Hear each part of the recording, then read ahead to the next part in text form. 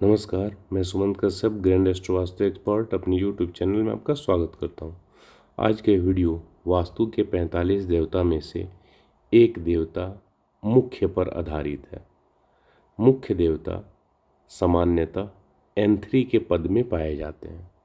सामान्यतः मैंने इसलिए कहा कि यदि आपका घर एक प्रॉपर रेशियो में है, प्रॉपर रेशियो से मतलब है 1:1.5 या 1:2 के रेशियो में। जैसे यदि आपके घर में लंबाई चौड़ाई जैसे मान लीजिए 20 फीट चौड़ा 30 फीट लंबा, तो 1:1.5 हो गया। 20 फीट चौड़ा और 40 फीट लंबा, तो 1:2 का रेशियो हो गया। इस तरह से आप समझ सकते हैं 50 फीट इंटू 75 फीट, 50x100 इस तरह के रेशियो में दिया है। 40x60 या 40x80, जिसमें लंबाई चौड़ाई का अनुपात ये 1:1.5 हो या 1:2 का हो। तो इस रेशियो में नॉर्मली इनकी फंक्शनिंग पोजीशन N3 में मिलती है। लेकिन यदि आपके घर के लंबाई चौड़ाई कुछ इस प्रकार से है कि उसकी चौड़ाई 20 फीट, लंबाई 100 फीट हो गई, या चौड़ाई 15 फीट और जो लंबाई है वो 90 फीट, कई कई 150 फीट, इस प्रकार से यदि है तो उस केस में इनकी फंक्शनिंग पोजीशन थोड़ी चेंज हो जाती है। या तो वो N2 की तरफ शिफ्ट हो सकती है, या N4 की तरफ शिफ्ट हो सकती है, या फिर आगे भूधर की तरफ शिफ्ट हो सकती है। ये जो भूधर की क्षेत्र है आपका अभी यहाँ ये, तो इस भूधर की तरफ शिफ्ट हो सकती है। तो इस पोजीशन के डिटर्मिनेशन के लिए, यानी उनकी वास्तविक फंक्शनिंग पोजीशन निकालने के लिए हमें एनर्जी का यूज़ करना पड़ता है कि पार्टिकुलर ये मुख्य की एनर्जी कहाँ एक्टिवेट हो रही है। तो वो जगह आप वहाँ से निकाल सकते हैं। साथ ही साथ यदि जिनकी फ्लैट्स हैं, फ्लैट में बहुत सारे अनइवन फ्लैट्स होते हैं, कोने कटे होते हैं, या बहुत से फ्लैट में 12, 15, 18, 20 कॉर्नर्स होते हैं, तो इस प्रकार से वहाँ भी इनकी एक प्रॉपर फंक्शनिंग पोजीशन निकालना थोड़ा मुश्किल काम होता है। ये ऑटोकैड के द्वारा भी कुछ केस में निकल जाते हैं, या फिर आप एनर्जी मेथड यूज़ करते होंगे, स्वर की जानकारी होगी तो उसके द्वारा भी आप डिटरमाइन कर सकते हैं। अभी इस वीडियो में आप देखिए कि मुख्य देवता का मुख्य कार्य क्या है, यानी इनकी मेन फंक्शनिंग क्या है, कौन कौन से एट्रीब्यूट्स के लिए हम इनका यूज़ करते हैं, यानी आपकी कौन कौन सी समस्याएं हैं जो मुख्य से संबंधित है, या फिर आपकी कौन कौन सी इच्छाएं हैं जो मुख्य देवता से संबंधित है। तो उसके लिए आप मुख्य देवता के एक्टिवेशन करके लाभ ले सकते हैं। एक छोटी सी जानकारी, मेरा व्हाट्सअप नंबर 99555792 है। इस नंबर पे आप कुंडली कंसल्टेशन के लिए, ऑनलाइन या ऑफलाइन वास्तु कंसल्टेशन के लिए, या फिर ये 45 देवता जो मेरा रेसिडेंशियल वास्तु, इंडस्ट्रियल वास्तु दोनों को कवर करता है, यानी इस 45 देवता कोर्स को आप घर में कैसे यूज़ करेंगे, इंडस्ट्रीज़ में, कमर्शियल प्लेस में कैसे यूज़ करेंगे, वो प्रॉपर प्रैक्टिकल के साथ, 1 साल के प्रैक्टिस सपोर्ट के साथ, तो वो सीखना चाहते हो तो पूरे उसके कोर्स कंटेंट डिटेल्स के लिए आप मेरे इस व्हाट्सएप नंबर पर संपर्क कर सकते हैं। चलिए आगे बढ़ते हैं। मुख्य देवता का जो मेन फंक्शन है, यानी कार्य है जिस पे मैंने काम किया है, वो ये है कि मुख्य देवता आपका जो पर्पस है उसको मैनिफेस्ट करने का काम करते हैं। पर्पस का हिंदी मतलब होता है उद्देश्य, और मैनिफेस्ट यानी उसको पूरा कराना। जैसे आप एक दुकान खोलते हैं, दुकान का उद्देश्य है पैसा कमाना, तो उस पैसा कमाने के लिए आपने दुकान खोल लिया, लेकिन अब उस दुकान में एक कंटिन्यूअस फ्लो में ग्राहक का आना, वो आपके पास पैसा आएगा, यानी ग्राहक आए तो पैसा आएगा। तो वो जो प्रोसेस है मैनिफेस्टेशन का, यानी आपकी इच्छा पूर्ति का, काम का जो उद्देश्य है उसकी इच्छा पूर्ति का, वो मुख्य का होता है। खासकर फाइनेंस के मैटर में आपने एक फैक्ट्री खोली, फैक्ट्री का उद्देश्य क्या है? पैसा कमाना। तो वो उद्देश्य को पूरा करने के लिए, यानी फैक्ट्री और पैसे को जोड़ने का, या एक तरह से हम ये कहें कि जो आपका उद्देश्य है पैसा कमाने का, यानी फैक्ट्री, इसको पैसे में टर्न करने का, ये काम होता है मुख्य देवता का। मुख्य देवता केयर टेकर की भी काम में आते हैं। केयर टेकर से मतलब ये है, मुख्य को वरुण देवता का केयर टेकर कहा जाता है। वरुण के बारे में फिर से कभी किसी वीडियो में चर्चा करेंगे।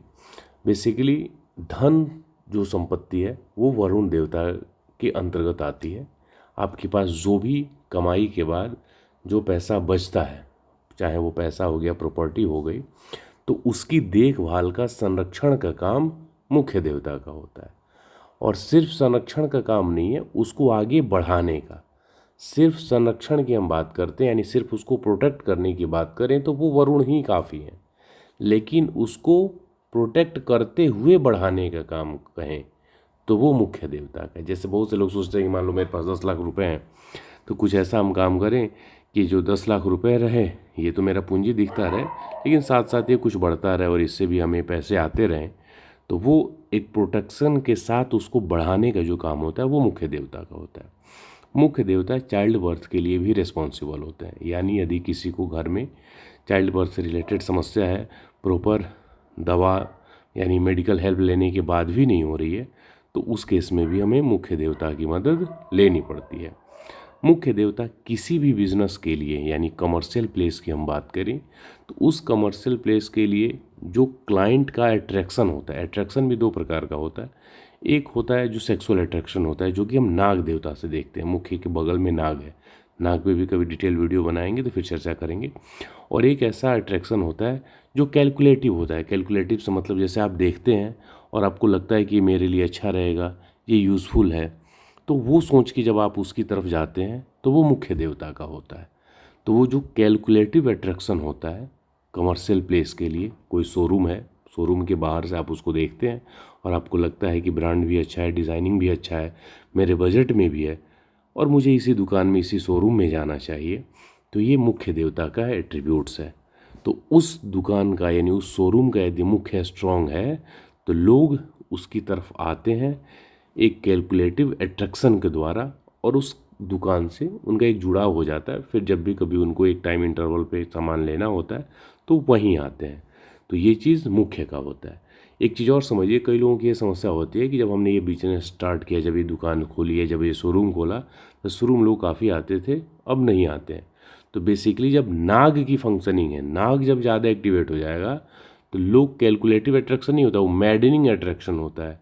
यानी एक लोग एक तरह से पागल कहें, क्रेजी कहें, वो क्रेजी होकर आपके दुकान में आए, लिया, लेकिन बाद में उनको एहसास हुआ अरे ये मेरे काम लायक नहीं है, या फिर जो हमने पे किया उसका वर्थ इट नहीं है, जो भी लगे, लोगों का वो अट्रैक्शन, जो उनका क्रेज़ था वो ख़त्म हो गया।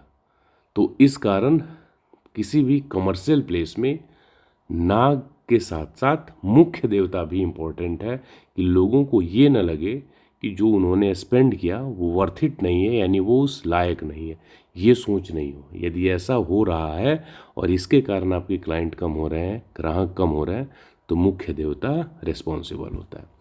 पैतृक संपत्ति से लाभ के लिए भी हम मुख्य देवता को देखते हैं।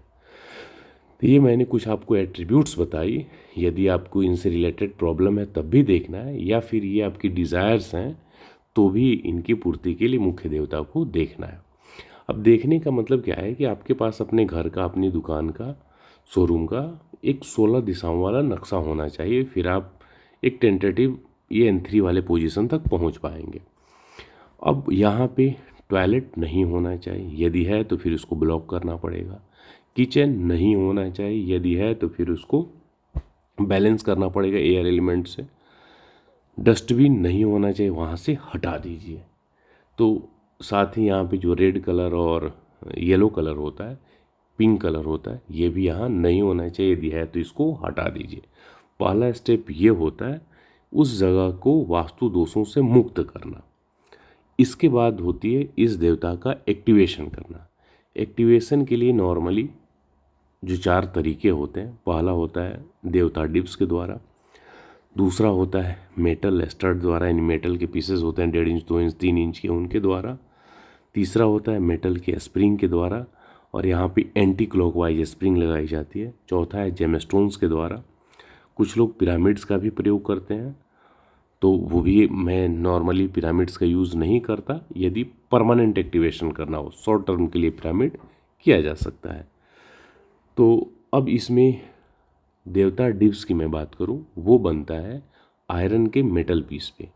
इसमें जल्दी ही जंग लग जाती है, और जंग लगने के बाद ये निगेटिव एनर्जी जनरेट करने लगता है और इस देवता की एनर्जी को निगेटिव बना देता है। तो मैं अपना ओपिनियन बता रहा हूँ कि मैं ये जो देवता डिप्स होते हैं उनका प्रयोग रेयर केस में करता हूँ, बहुत कम।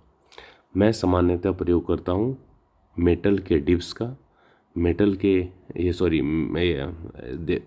एस्टर्ड का, मैं यूज़ करता हूँ मेटल एस्टर्ड का, डिप्स का यूज़ नहीं करता। साथ ही साथ एस्प्रिंग का, मेटल की जो एस्प्रिंग है उनका, और तीसरा रत्न का, जेमस्टोन्स का। तो अब यहाँ मैं आपको बता दूँ कि जो मेटल के एस्टर्ड होते हैं, 5 प्रकार के एलिमेंट के मेटल होते हैं। वाटर एलिमेंट के लिए एल्यूमिनियम होता है, एयर एलिमेंट के लिए एसएस होता है, फायर के लिए कॉपर होता है, अर्थ के लिए ब्रास होता है, और स्पेस के लिए आयरन होता है। तो अब इस 5 में जो 5 एलिमेंट हैं, इसमें किसका एस्टर्ड यहाँ यूज़ किया जाएगा? जब मुख्य देवता का आप कलर देखेंगे तो वो है ब्लू। इसके कारण आप यहाँ पे एल्यूमिनियम का यूज़ कर सकते हैं। साथ ही साथ रजस, सतव, तमस के अनुसार मुख्य की एनर्जी होती है सतव की।